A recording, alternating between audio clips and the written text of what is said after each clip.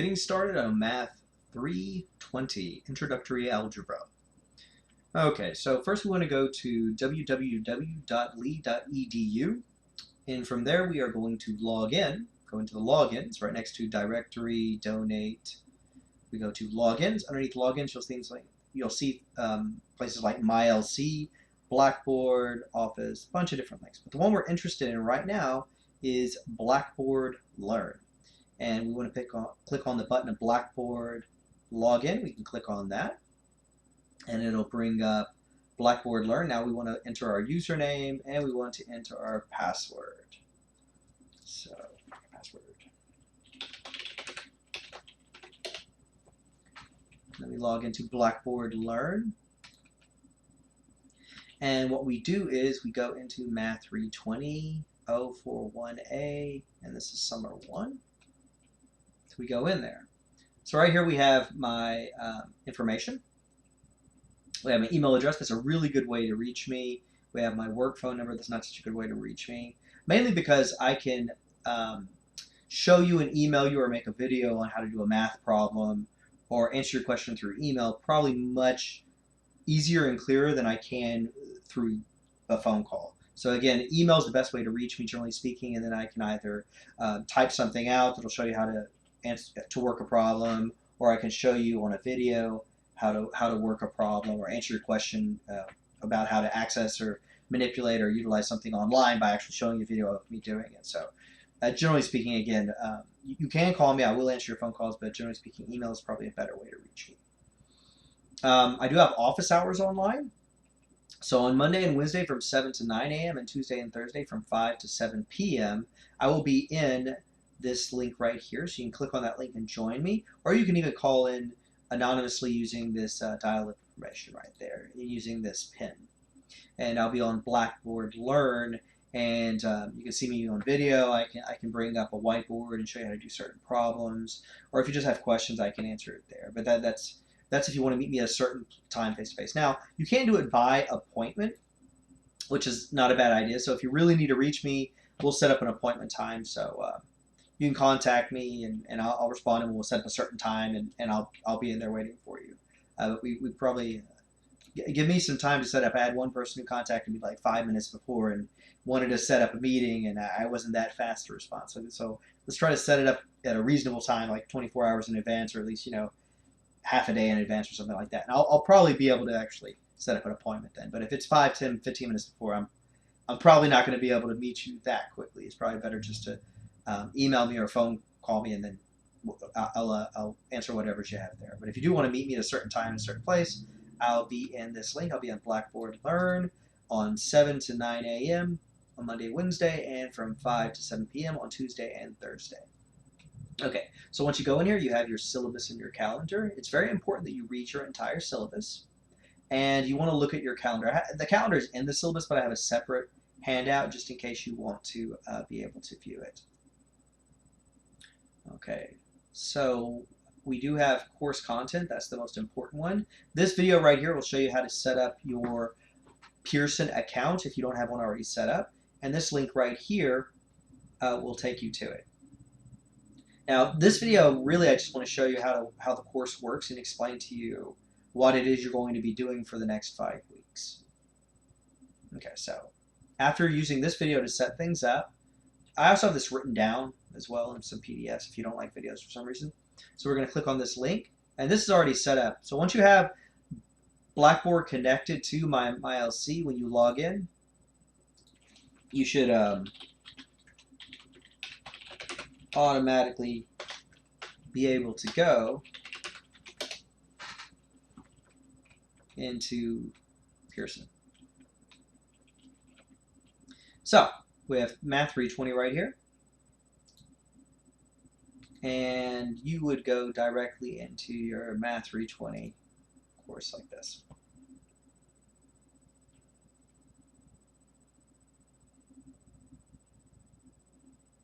Okay. Now, when you first log in,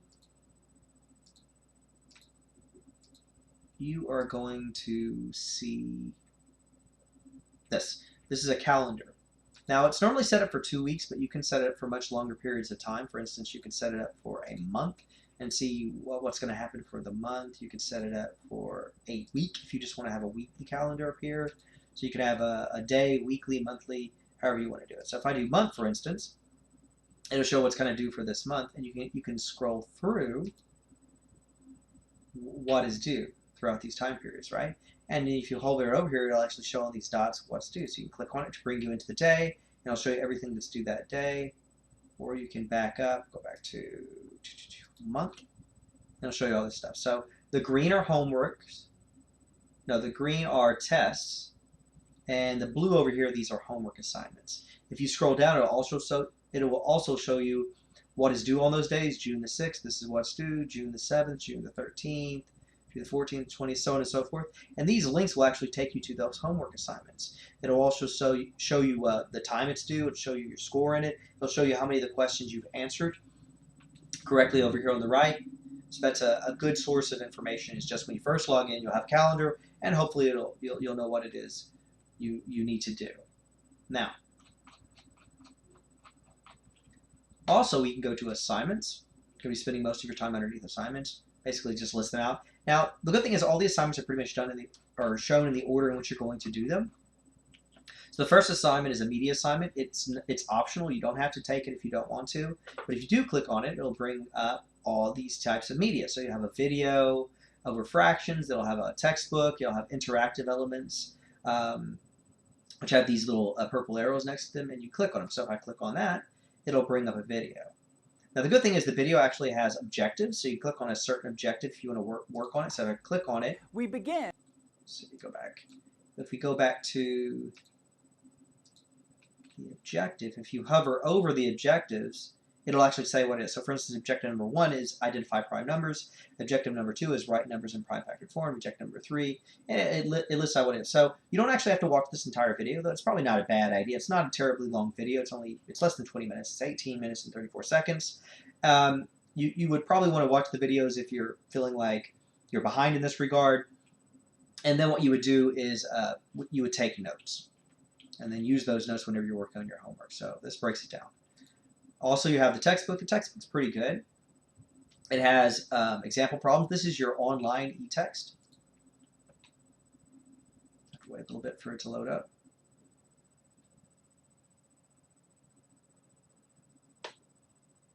There you go. So what you have here is pre-algebra review, fractions, decimals, percent, stuff like that. And you can go through these examples, see how they got an answer, and then what you do is usually what they'll have problems for you to try in the margin, right? So you would try these, and at the bottom they actually give you the answers. So they have an example worked out step by step and explained in writing, and then in the margin they'll have examples of those type of problems that you can try, and then you can check your work here at the bottom to see if you were able to get that answer. And that's another really good way to study the material. Another way is you have interactive elements like this. This says translating word problems. It gives you this word problem, and then you would use these elements at the bottom. You can just move them out here. Obviously, this is not correct. I'm just throwing a bunch of stuff up there.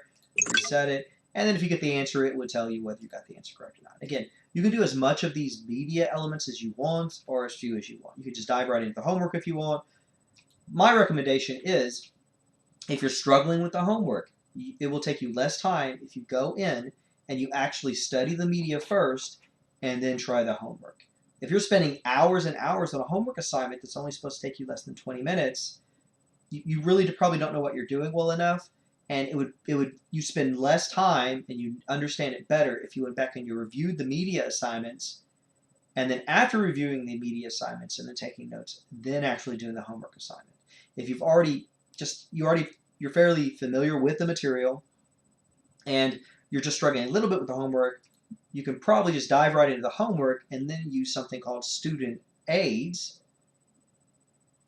right, up here in the upper right corner. So for instance, right here it says write the fraction in lowest terms. And if you're struggling only a little bit with it, you can use help me solve it, view an example, video, textbook, and that will help you through it. So for instance, let's say I wanted to do 16 over 28. If I put view, help me solve this, it will help me solve this problem, but then after going through all the steps and showing me how to do it, it's interactive as well. After going through everything and I close this out, it's going to change the problem. What you can do instead is say, view an example, and it won't show you how to do this problem, but it'll show you how to do a similar problem step by step. And you click through it, and it'll show you how to do everything step by step with explanations. You also have access to a video. It'll bring up a specific short video that's similar to the problem you're working on. Okay. Now, I didn't mention this before, but in the videos, you can slow the video down, you can accelerate the video, you can bring up closed captions in English or Spanish. You can also, of course, pause it. So when you're watching the video, if you want to take a note on what's going on in the video, you can pause the video, you can write down some notes, or if the explanation is taking too long, you can speed it up. If you're speaking too quickly, you can slow it down. You have lots of options on how you can work this. You can even manipulate the quality and show you a transcript or repeat certain elements within the video. And these videos are usually really short. Most of them are less than 1 minute to show you how to do a specific problem. More complex video concepts and problems are going to have a little bit longer videos. But again, this is a short video how to explaining how to do a very similar problem to the one you're working at. Now you have 3 tries on each one of these problems. At the end of your 3rd try, it's going to count it wrong. So for instance, 9/12 is obviously not 1. Okay, well how about 2? See if 2 works. No, 2 is obviously wrong. How about 3? 3 is obviously wrong. It'll show you the correct answer, your answer, and you can put either next question, which will bring you to the next one and count this one wrong. Oop, now it counts it wrong. Or after your 3rd try, you can give similar question right here, and then you get 3 more tries on a similar question, and you can just keep doing that indefinitely. So hypothetically, that means through brute force, by just keep repeatedly trying on each one of the questions within the homework, you can get 100% on your homework, right? So again, 3 tries on each problem, similar question, 3 more tries, similar problem, similar question, 3 more tries, and you can do that indefinitely. So you can just brute force, just keep working through it until you get it right. Hopefully what that means is you should be able to make 100 on all of your homework assignments. And homework is 20% of your grade, so it's 1/5 of your entire grade is homework. So it's not the biggest grade, but it's an easy way to raise your grade is by doing your homework and trying to do best you can on that. You can bring down this entire menu where you click on 1 of 13, and it'll bring up all these. It'll show which ones you've got full credit for, partial credit for, or no credit for, depending upon whether it gives you a check mark, whether it gives you 0.5 out of 1, or whether it gives you a big X like this, which means I got 0 out of 1. I got no credit for that problem. Now, if you work, you actually have access to your homework after the time that it's due, but you're going to have a 20% penalty, which means you get 80% of your credit. That means that after the due date, you can work on your homework automatically. It's still open. You're just going to have a penalty, not for the entire assignment, but for each problem worked after the due date. So for instance, if I get the first 10 problems here in with 100% credit, and then I just didn't finish the homework and I have 3 more problems after the due date, well, I'm going to get 10 full points for the first 10 problems, and then I'm only going to get 0.8 points for each one of the last 3 problems. So I'm going to get 20% penalty per problem done after the due date, not for the entire assignment, which means it always behooves you to try to work on assignments after the due date if you weren't able to quite finish. So it's only going to be able to raise your grade and not hurt it.